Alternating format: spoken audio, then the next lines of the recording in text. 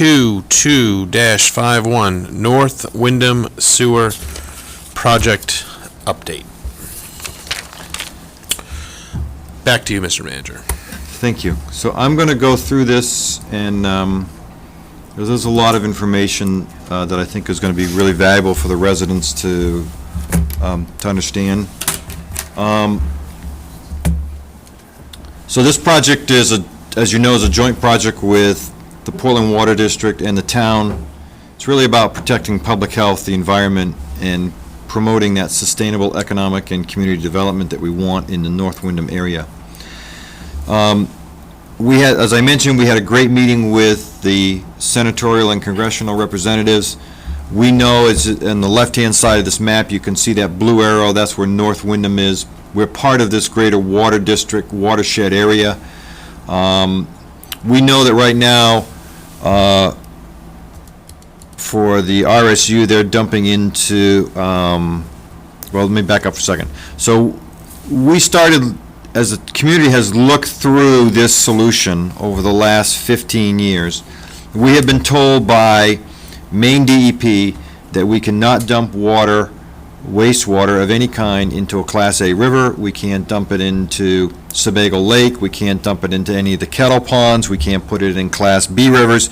That's prohibited by federal law from the 1970 Clean Air and Water Act. Okay, there's just no way. Even though technology's totally changed, we can't do it.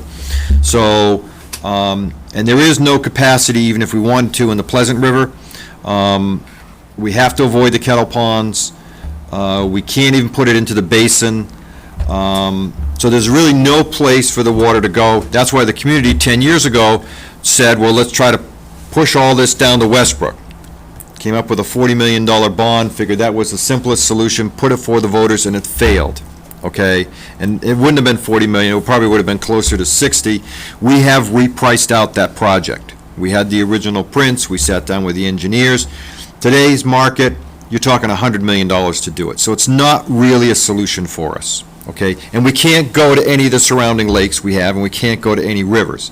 So we had to really think of a different way of how to find this solution, and we had to become more point specific about where we were going to focus our energy and our efforts. We just can't, this is not a shotgun approach, we're going to do half a Windham. We had to be specific about what are the worst areas and what do we need to do. So Windham has done a lot of studies over the years, which have really have helped us in this project as we've looked for it. We know that going back to a study that was done in 1997 up through 2001, looking at 30 different wells in the North Windham area, they tracked nitrates and a number of inorganic materials. Well, that level of nitrate, which is allowed to be right around 10 for drinking water, is well over 37 in some of those wells back then. So we already have an issue in North Windham with a contaminated aquifer in certain areas. I mean, we have documentation on that. So it's not like you can just, we have well over 100 to 140 wastewater disposal systems for our businesses and residentials in that area that are putting effluent and into the ground. And we know that in a wastewater treatment subsurface waste disposal system, you're putting in about 10 milligrams of phosphorus on a continuing basis. Well, we know that we can put a machine, we can process that down so we can take that 10 milligrams and process down so it's 0.01 end product going that would be put into the ground. So you're talking 1/100th less. All right, so we're right now, for nitrogen, we're putting in 22,000 pounds of nitrogen into the aquifer every year. That's been going on for a long time. And we're putting in 3 pounds of phosphorus every year into the aquifer, which is basically that blue and red circle. 3,000 pounds? 3,000 pounds. That's a lot of phosphorus. And that amount of phosphorus, okay, phosphorus does break down on the ground, but you got to, I tried to explain this when I was sharing with different folks. Just take a gallon jug and just take your red food coloring dye and put a drop in it, okay? And watch how it disperses. Then put another drop in it about 10 minutes later. Well, we'll go ahead and add, 2 or 3 cups or 3 cups or 4 cups or 2 gallons of water. The red doesn't go away. You're still putting phosphorus in every year. It's getting darker, okay? So part of this was to look at this as to how are we going to be able to put in a system that's going to dilute that, the phosphorus and nitrogen, help the aquifer, and at the same time, enable us to take a purified water and put it back into the ground. Because we can't go to the rivers, we can't go to the lakes, and we certainly can't pump it to Westbrook. It's off the table. So in our research, we realized that in the upper right-hand corner of this screen, when you're looking at it, there's an MBR, a membrane bioreactor, and what that basically does is that takes the effluent in, it processes the effluent, and on the lower right-hand side, you're going to see three different jars. One says backwash, one says raw water, and one says filtrate water. Well, that filtrate water is what's coming out of that machine. It is cleaner than Sebago Lake.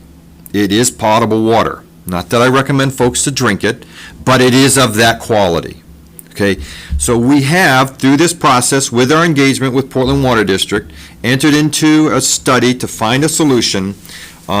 We have the solution, the MBR technology. We know that that works. We have submitted an application to the DEP for a wastewater treatment facility here in Windham that uses this technology that produces water at that filtrate level. Okay, that application went in Friday. Public comment will begin in another 15 days. There'll be a public hearing at Manchester School on the 27th, and we will be able to talk about that as a disposal area. I'm going to show you another slide in a second here as to why that's there. But in this particular slide here, what you see is that magenta boundary. That's about 270 acres of the total 2,700 acres in North Windham business area. That 270 acres is the highest concentration of wastewater that is produced is in that area. And that's why we targeted that area. We tried to be specific to figure out where do we need to go first and how do we need to attack this to get to the worst areas. There are some monitoring wells in this area that I mentioned earlier that have nitrates well over 37 milligrams. That's down, you're not talking down 10 feet, you're talking down 100 feet or 30 feet. That's deep. And so we're going to try to get all of that wastewater out there. That's about 100 to 140 wastewater systems and process it through so that we end up with that filtrate water. That's our objective. So in this picture here, there's three different things happening. On the left, it kind of shows you which the grades of how the earth slopes down towards the lakes or slopes one way. It shows you a prior analysis we did over on Manchester Drive to figure out which way the water flows. In the upper right-hand corner, those are the fields that we're going to build over at Manchester School. That's already been approved. We set that aside. We set out to do that project, and we hadn't really envisioned that being part of this wastewater solution.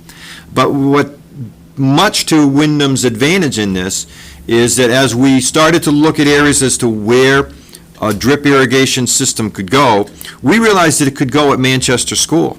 And we also learned that it could go into the fields. So we know we're going to take the trees down, we're going to rebuild that whole thing. We've already got a significant amount of money in there. For us to go in and put a drip disposal in there, it's pretty inexpensive. And it's a great location. The soils are awesome there. So we know taking the effluent treated as the filtrate can go into the ground. And what you see in the lower right-hand corner there is you see those green lines sloping down, heading towards Ditch Brook. So we've looked at several different sites throughout North Windham to find which way that wastewater flows to impact the kettle ponds and the lakes and the rivers the least amount.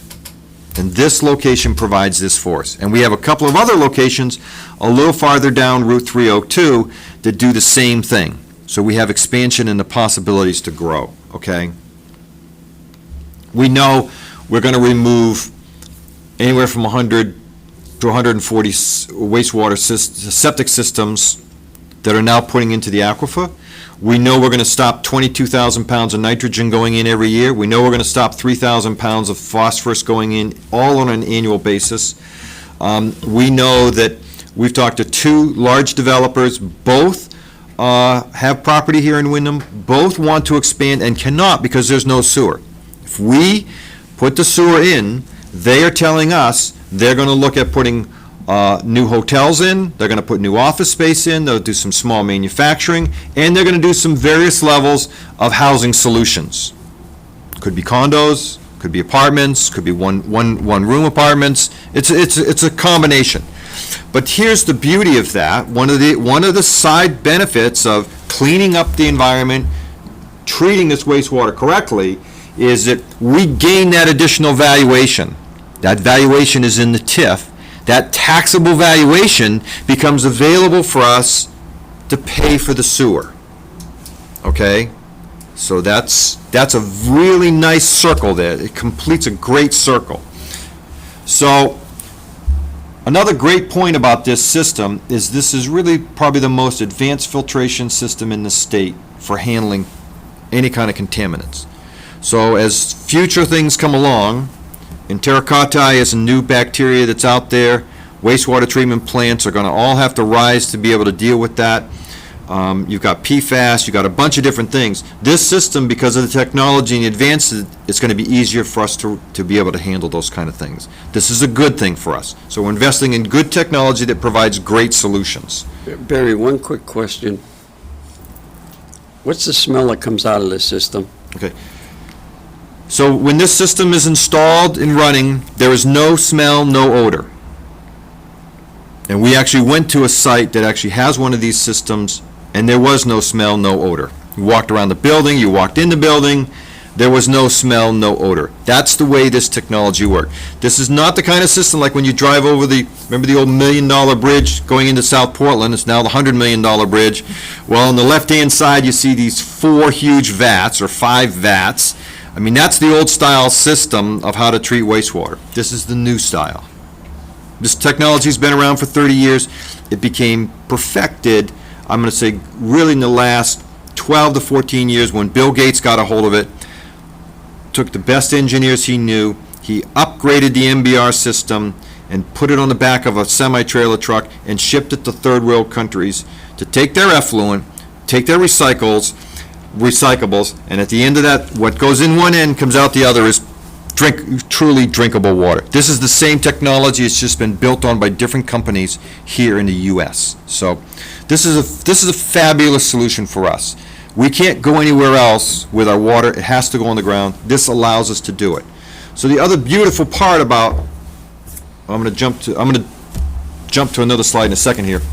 Should give you another point on that, but the project schedule, as we've worked this out, we started in 2020 with this, entering into that agreement with the Portland Water District. We've been looking at this for a year and a half now, working with the engineers to figure out a solution. And we've now come down to the point where we have that application into DEP. We believe that we will get approval for that. We're really ready to go back to the voters to talk about how to fund this and how to do this. Our construction timeline on this is we do the design build in the fall of this year, and in the spring of next year, 2023, going into 2024, we're going to design and build, this thing will be built.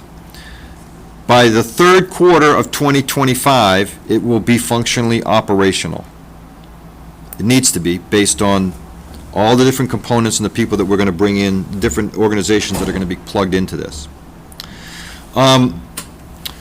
So future environmental benefits are, let's just say those 2 hotels come in.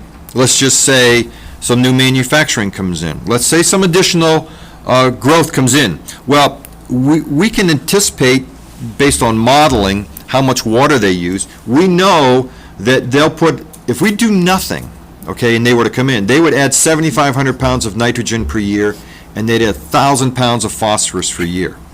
So we can't have those businesses really come in. We need to address this issue. If we address this issue, those contaminants don't become an issue for us.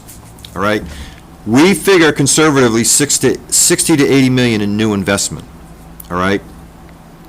The other advantage to this, from an environmental perspective, is the RSU operates a wastewater treatment plant, and they do a great job with it, but it's the only plant in the state that has an overboard discharge into a river, and particularly that's a Class B river. You're not allowed to dump anything into it, but they've been exempted because it's been there long enough. And to my knowledge, from what I've heard through the grapevine, is that Windham is the only community east of the Mississippi that has a school district that runs its own wastewater treatment plant. We should not be in the wastewater treatment business. The schools should not be in that business. They do a great job, but we can take the effluent from that school, it can be pumped to the middle school, and from there it can be pumped to this system. And we figured that into the pricing, and we think we've got a way to how to fund that, okay? That helps the school, it helps the growth, it does a lot of great things. And that's taking 3,500 pounds of nitrogen and 470 pounds of phosphorus out of the Pleasant River. So this is really a nice opportunity to clean up a significant part of our environment. So now let's talk numbers, all right? We know with the engineering group that we asked them to come up with a design for where these lines are going to go and how much this is going to cost based on that timeline that I just shared with you over the next 3 years. They've added escalators in for increased pricing at a bunch of different levels, okay? We think that collection system to do that area in the magenta area we talked about $9 million. We think one of the pump stations on the westerly side is going to be about 1.4 million. We know the wastewater treatment facility with the influent pump station that's going to be there, the 3 MBR units that are going to be there, along with the expansion tanks is going to be roughly $20 million, okay?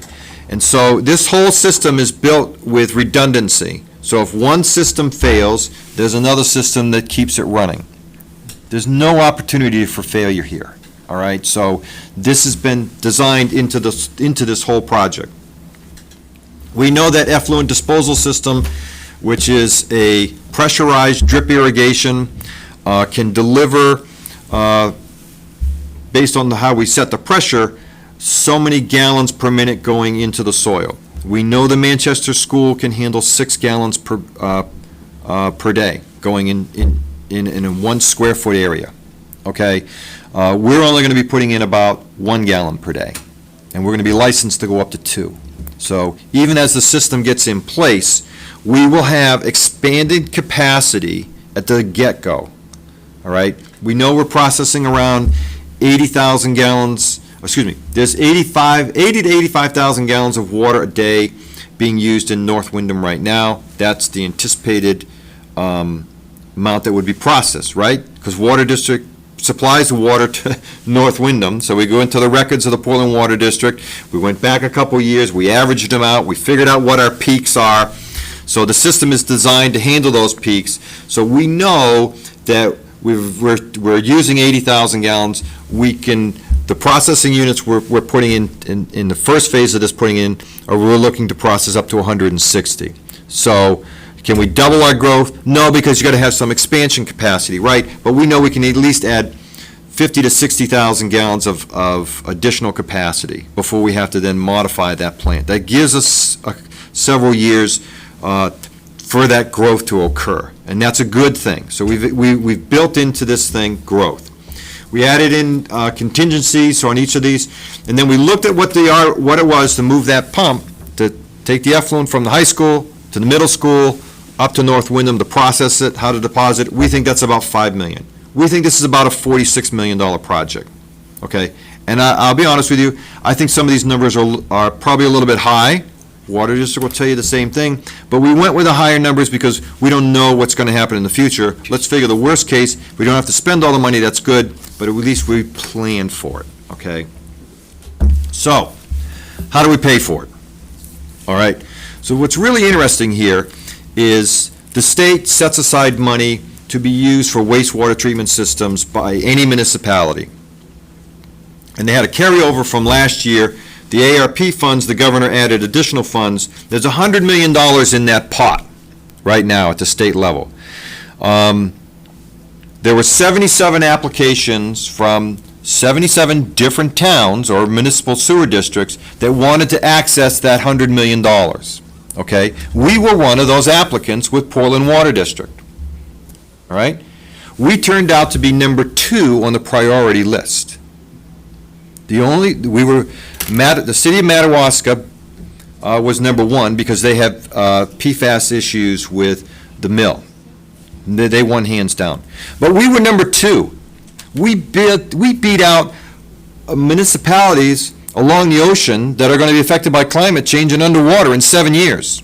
We beat them out. And we not only beat them out by being the top number 2, SRF funded us fully at $40 million at 1.5% for 30 years. So the DEP looked at Windham and said, I always like to use, you have a problem. It's like Houston, we got a problem here. We got a problem with nitrogen. We got a problem with phosphorus. We're affecting our aquifer. The DEP looks at that. They know we have a problem. They raised our priority to be second and to fund us at $40 million. That's phenomenal. That is really something, because that opens the doors for us, and that's at 1.5%. Not at 2, 3, or 4, 1.5% for 30 years. And the other thing that's really great about that is that we don't have to make any payments until we turn the system on. So we build this for 3 years, we use that money, and we don't make payments until we turn the switch on. Now, if we went out and bonded this in the regular market, we're going to pay interest cost on that for X number of years until we get into the regular payment schedule, right? So Windham has been really blessed. The people in Augusta who are career veterans in working on clean water looked at us and said, you got a problem, Windham, and we're going to try to help you out. Not only did they approve a loan for $40 million, they also gave us debt forgiveness, the maximum amount, which no other municipality got. We got it. $2,250,000. We got the maximum allowable by the state program, which is governed by state law. So I thought that was very telling to us as a community. Okay, so we got a $40 million project. We got $2.2 million in loan forgiveness. That leaves us $38.7 million to come up with. We have ARP funds of $1.7 million we haven't spent, and it is allowable expense under that money we received for the economic recovery to spend it on sewer or water. So it fits in there, it's an easy fit, and that helps us reduce this cost. Additionally, we know in our TIF that we can bond out the value, the equivalent of $15 million in value, okay, of expenses, and cover it within the TIF without affecting anybody's mill rate, or excuse me, anyone's taxes, all right? That's the existing TIF balance and That's the current. existing TIF. That's not counting the new valuation that I mentioned earlier that's going to come from a couple of hotels and stuff. I'm going to show you how that's going to figure into this number in a second here.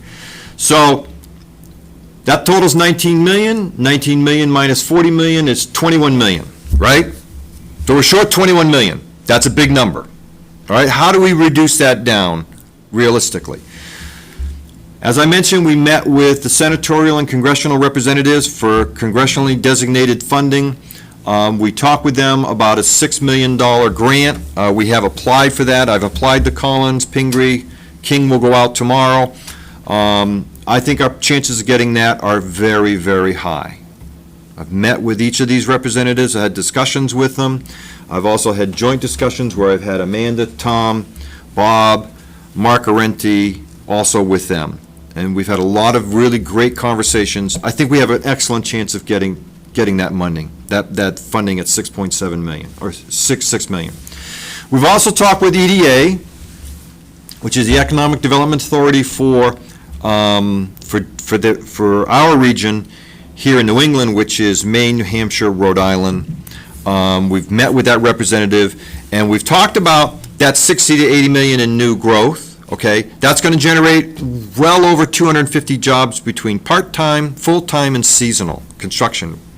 So that makes us eligible for 100% grant or 50% matching grant, and we can use the existing grant monies we've already got as our match. So we're going to get fully funded. We think we can get $2.5 million pretty safely. All right, so that's another grant we're going to go after. Those applications are due on a rolling basis. It takes about 90 to 120 days to get the response back, but I think we've got a really good chance. All right, so there's another $2.5 million I believe we can get. We've also applied to Cumberland County for a grant. I projected just $1 million there. We're actually going to ask for $5 million, but again, I'm trying to figure lower than higher. And then when I talked about, when I was talking about the budget, remember I talked about setting that $500,000 aside for a bridge to borrow some additional funds.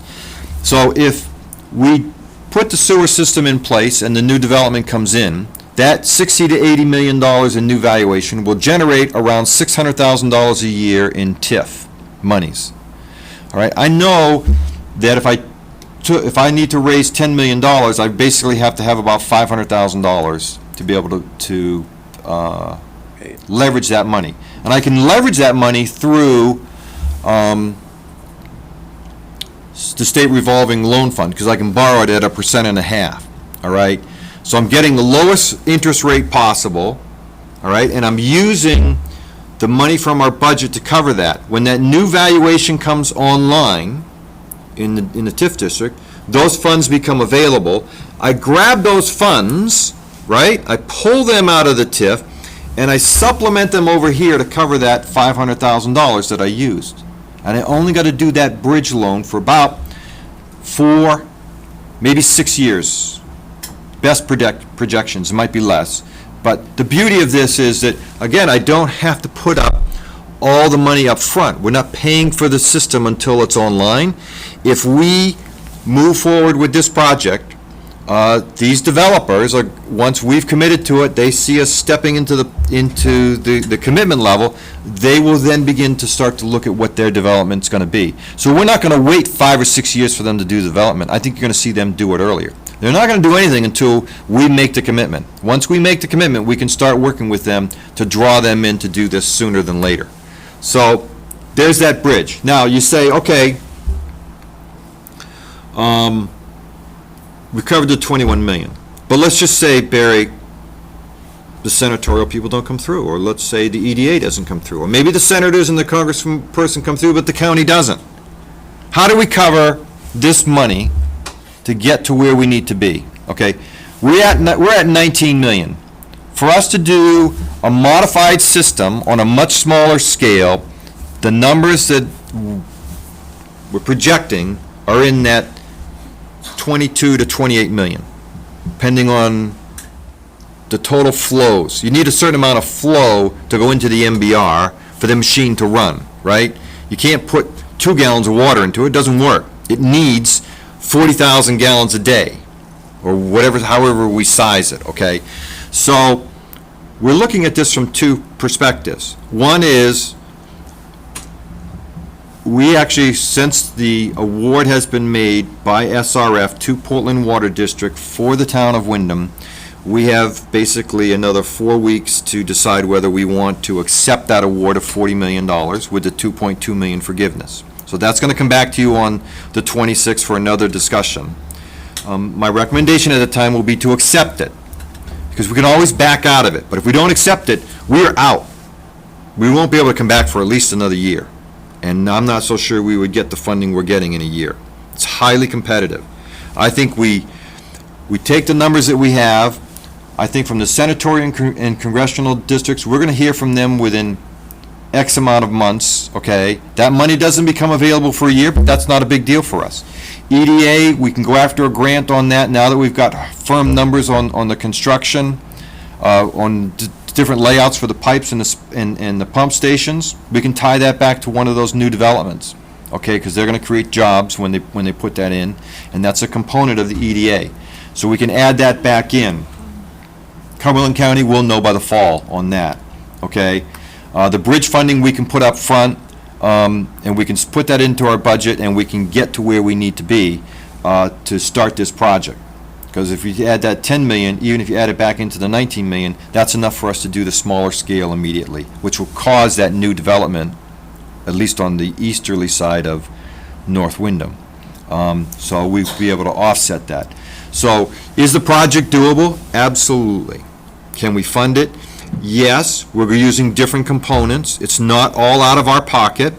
I'm going to say half of it, when you look at these numbers, almost half, or I would say, let's see, 30% of it is coming from grants. The majority of it is really being funded by the businesses, right? The TIF, 15 million, and we do the bridge loan, that's still going to be funded by the TIF. The residents are going to step in to help the businesses for a couple of years, and then we're going to back out of it. Okay. I did a similar thing with a TIF, similar to this with a TIF in Kennebunk when I was a manager there. We actually went in and funded a development in a certain part of the industrial park, and the developer paid us back for that funding. So the residents got the money back, and the TIF was able to aid them to do that development. Pretty similar to this bridge loan thing. It's definitely doable. It's easy to do. Yes. So if somebody says to one of us right now, go through all these numbers, we've got the TIF, we've got a bunch of money, we've been granted, we've got some money that hopefully we're going to get a chunk of. What I see, and correct me if this is wrong, but basically out of our $29 million budget, what we're actually funding in cash towards this project is $500,000, Yes. which covers the bridge. Correct. Which, to the point of, if, hopefully we don't, but if the economy slows down or we don't quite get there as quick as we want to, that 500 is already built into the budget and will still continue to carry that bond. But in an ideal world, which is going to happen at some point, hopefully sooner than later, if we build it and they come, that 60 to 90 you talked about, those are funds that would be within our TIF zones. We can capture that, and you want to replace the 500 the taxpayers would technically put in this budget in the next few years with that money, which comes from the businesses, which essentially brings us down to Zero. zero. That is absolutely correct. Now, and the other added point to that is, let's say we go down that road, and let's say, God forbid, the economy goes completely south for whatever reason. Putin goes nuts and things go south, right?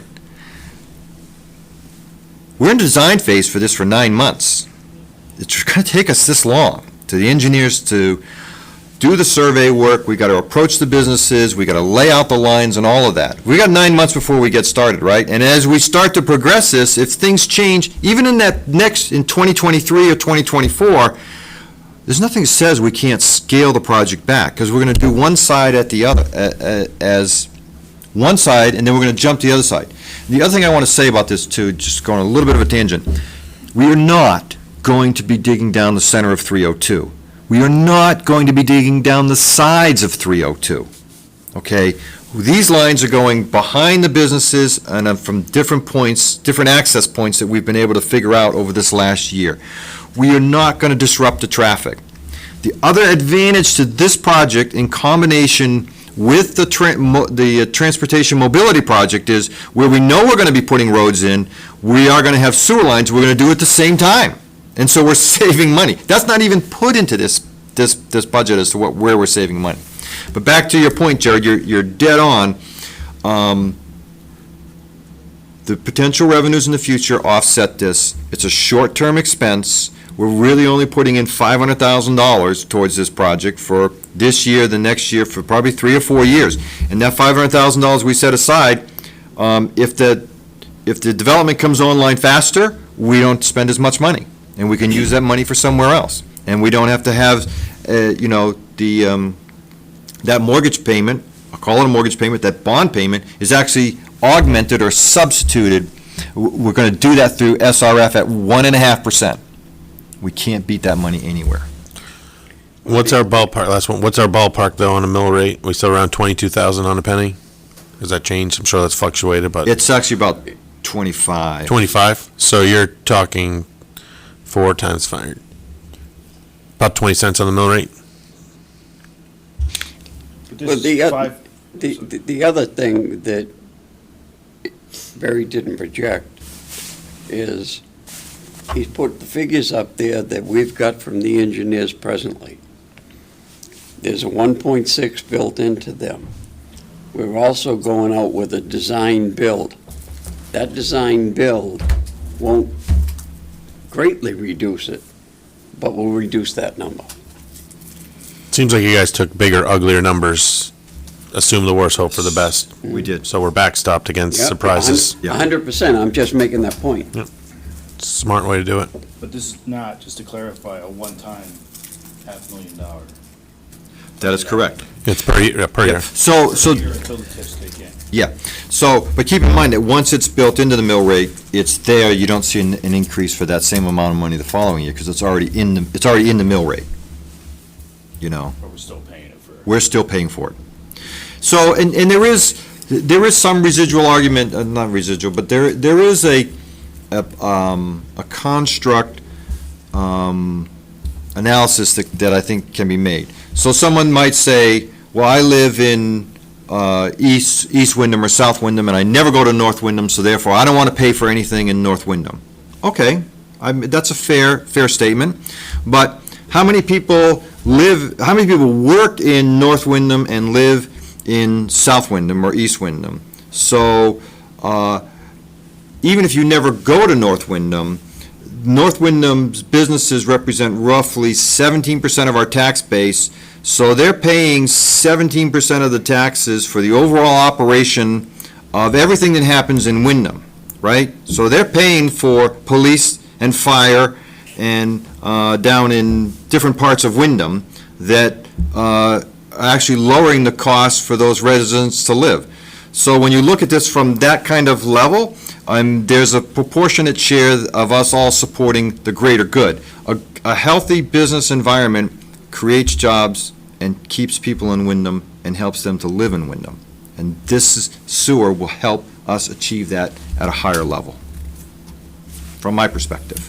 Guys, a question. So for folks that don't know, in the town funding from the TIF, the 15 million, someone might just say, well, why don't you just put that towards the mill rate or lower the budget? But what's the third? I mean, those TIF funds are very specific and can only be used, so folks know, for things like economic development. That's what it's there for. So we can't just offset with that money. This is one of the best ways to be able to use that as an investment. Go ahead. The other point with that is that it's a TIF. We're capturing the whole dollar, not 35 cents of the dollar. And it's not going against our evaluation. So the school gets more in everything else. And we're getting $1 to spend, not 35 cents. If it went into the mill rate, you're looking at $3 to make one. We should always be maxing out our TIFs when we can, otherwise we're just giving away money to other towns. And the other thing about the TIF too is that those TIF districts were set up by the community, they were voted on by the council and/or at the time when they were established, perhaps by town meeting, depending on when they were put in place. So the voters have already decided that TIF was established to pay for sewer. It was established to pay for certain road improvements. It was established to pay for traffic light improvements. So to go back in and try and use that to lower the mill rate is actually prohibited by law. You can't do that. So that door is closed. Are you ready for other questions, Barry? Let me go through just a timeline. DEP permit was submitted on 4/8, public meeting on 4/27 at 6:30 PM at a Manchester school. Portland Water District will hold this meeting. Town staff will be in attendance also, and our design engineers will be there. The review period for this project is 4/4 through 5/4. And what we're thinking of doing is that we'd like to, there's a couple different ways to get approvals to fund this project, okay? One method is the council has authority to enter into note agreements with Portland Water District. and you could enter into an agreement with Portland Water District, which is going to take the bond for $40 million and would charge us back through user fees. So the council could make that decision. I mean, that's perfectly within the charter and the council rules. You could do that. Another option is to go to the annual town meeting on June 18th and to put a warrant article on there which authorizes the council to enter into long-term note agreements of the magnitude of the 40 million, subject to the council's review as the project progresses as to how much you want to borrow as the different revenues and grants come in, right, to kind of monitor the project. The third option is to take that same question as a yes/no question and to put it out to the voters for June 14th, when you have the primary election day and the school budget referendum. You could do that as on a paper ballot, as a yes/no question. We can write that up so that you'll have that back by the 26th of April. So there's three different ways to fund it.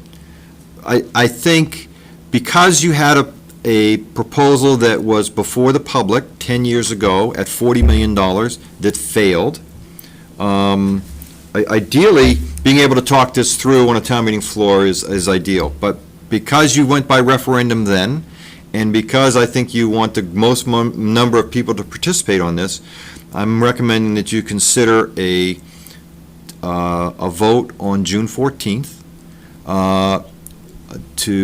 at the primary election, because you have a really good turnout.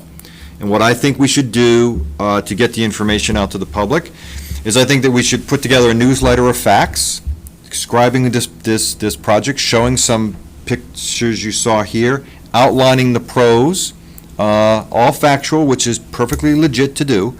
And to ensure that, we can run it by the attorney. I can have a draft of that all back to you by the 26th. We can put that in the mail by the 29th. Ballots for the June 14th election would become available on the 13th of May, so the public would have that roughly a week to a week and a half in advance. They could review that information. So we would do a mailing to everybody. Then we would go to the Windham Eagle and we would do a full-page ad, if not two, and we would lay out the facts. Here's the project, here's the cost, here's the timeline, here's how it works. That would happen on the 12th, when the ballots become available, okay? And then we do it again 3 or 4 weeks later. And then I think at the different council meetings as we go through May and into June, I think we should have this as a discussion item, and we should talk about different components of it as different pieces of information come forward. Now, it's a bit redundant, I get that, but not everybody watches. We like to think that everybody in the community all tunes into the council meeting and watches us as the best reality TV show out there, but I think that, I don't think our ratings are as high as we may wish them to be. But I think if sometimes they will tune in, sometimes they'll ask questions. I think we can take those videos, we can modify the videos you saw, we can modify that. I think we can take portions of this presentation, I can redo these in front of a camera, and we can do snippets of how is this funded, or what are the environmental impacts. Staff spent a good hour and a half today doing at least 20 different points of facts on just the environmental impact of why this is so important. And we have at least that many points on the economical side. And I think we can put that sheet together. I think on our website we can document all of this so anyone can go look at it anytime.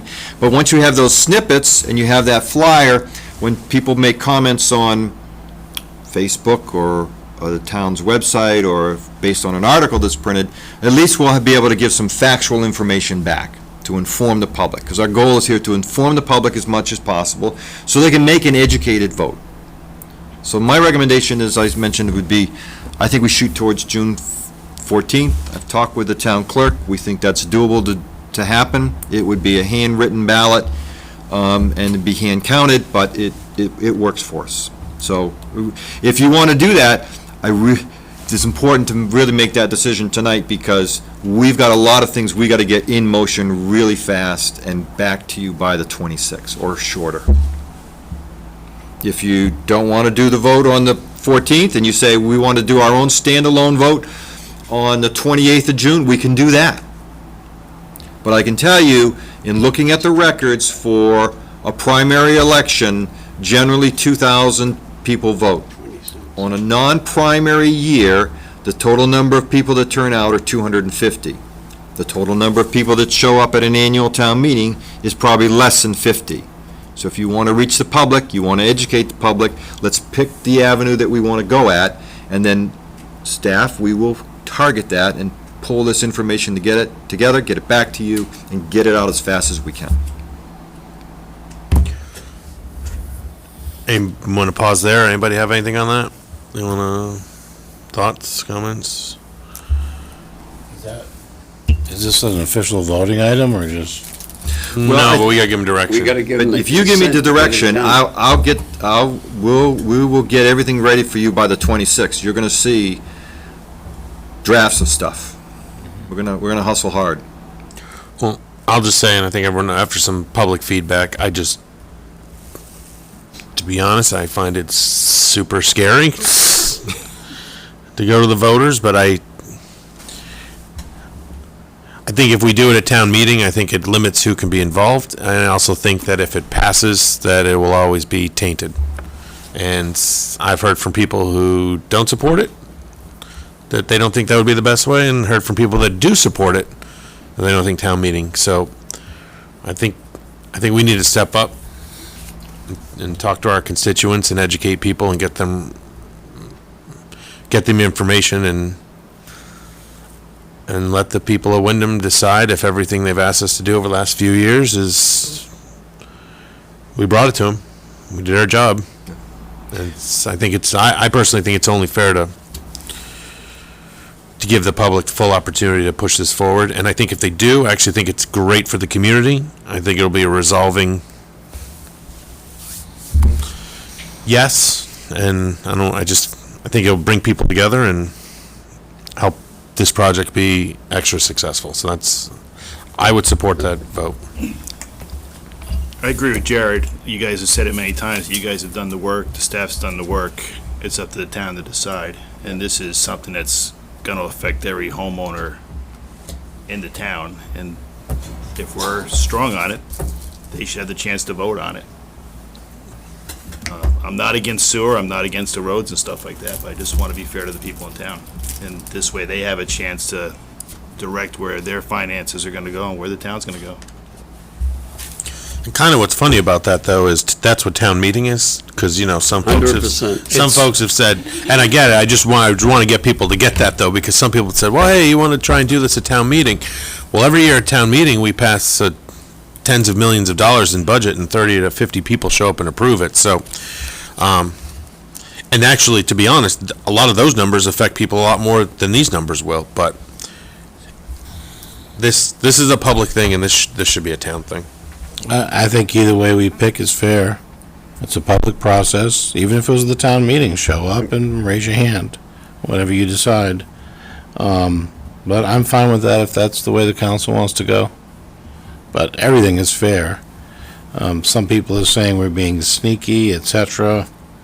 I don't know how we're being sneaky. This is... Nick, you say that, and the part that really bothers me when I hear that is for 2 years we kept the mill rate totally flat. And look at all the things we accomplished with a flat mill rate at town meeting. And nobody complained about us being sneaky then, did they? So I just, I'm sorry, it's tongue in cheek. And they turn around and say, you're being sneaky. It's a public meeting. You didn't come. Look at the things we've accomplished, and we kept your mill rate flat. It's the same thing with the school budget. Everybody complains every year, 300 voters show up, so... Well, that should be done the same way as far as I'm concerned. It is. It is. It's done on the 18th, isn't it? It is. School budget? No. 14th, they'll vote on the school budget. Yeah, so that would be the same, this Same vote day. could be on the same day as its primary school budget, people come out.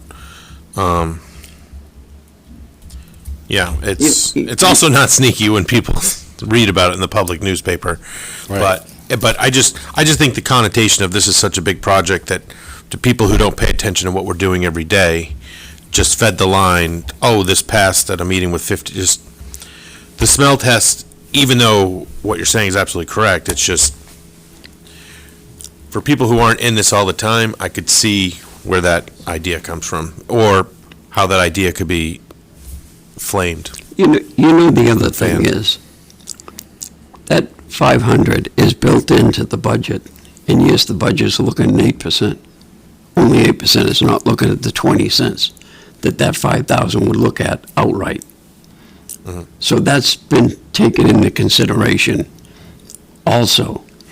But the other thing is, even more so than that, is we're asking people, yes, it's going to cost you a little money for 3-4 years, but we're asking you to, really only one, because once the increase is there, it's not costing them again the next year, next year, next year. The money's there to pay for it. So it's only the one time. But we're asking them to invest in Windham. I disagree with that. It's one time the budget goes up $500,000. And You're it- still paying it every single year. Yes, It's not an yes. increase every year, but it's still in the budget every year. 100%, I wouldn't argue that with Okay. you, but it's the one-time increase. Right, but it's still a yearly expense.